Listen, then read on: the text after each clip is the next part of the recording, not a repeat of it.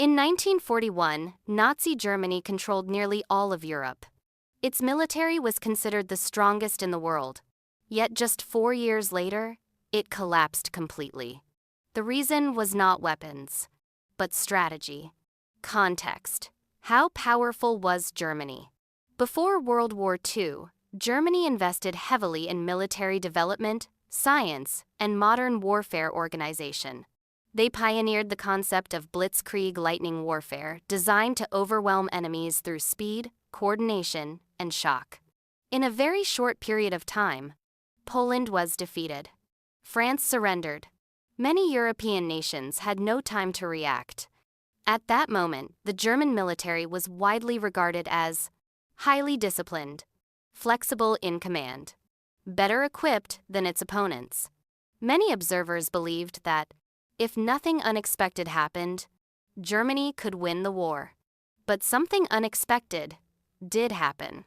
First strategic mistake: fighting too many fronts. Germany's greatest mistake was expanding the war too quickly. Instead of focusing on eliminating one enemy at a time, Germany attacked Western Europe, failed to defeat Britain, then turned east to invade the Soviet Union. As a result, the German military was forced to split its forces, maintain supply lines stretching thousands of kilometers, struggle with manpower and logistics. Modern warfare is not only about winning battles, but about sustaining the ability to fight over time. At this point, Germany began to lose momentum. Second strategic mistake: underestimating the Soviet Union. In 1941, Germany launched its invasion of the Soviet Union. German leadership believed that the Soviet Union was weak. It would collapse within a few months. It lacked the capacity to resist. Reality proved to be very different.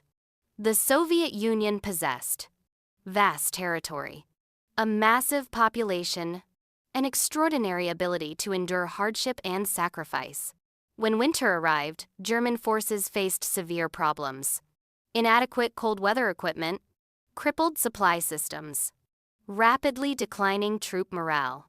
Blitzkrieg tactics were no longer effective.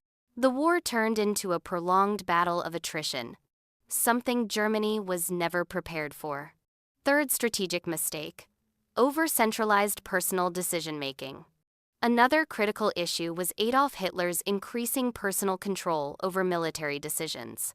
In the early stages of the war, German generals were allowed to maneuver forces flexibly, withdraw when necessary. But over time, Hitler began to order positions to be held at all costs, forbid retreats even when situations were hopeless, ignore the professional judgment of experienced commanders. War requires adaptability. But when decisions are driven by ego and personal belief, the result is often strategic disaster. The outcome: when opponents learn faster. While Germany gradually became exhausted, its enemies learned from early defeats, accelerated industrial production, coordinated more effectively.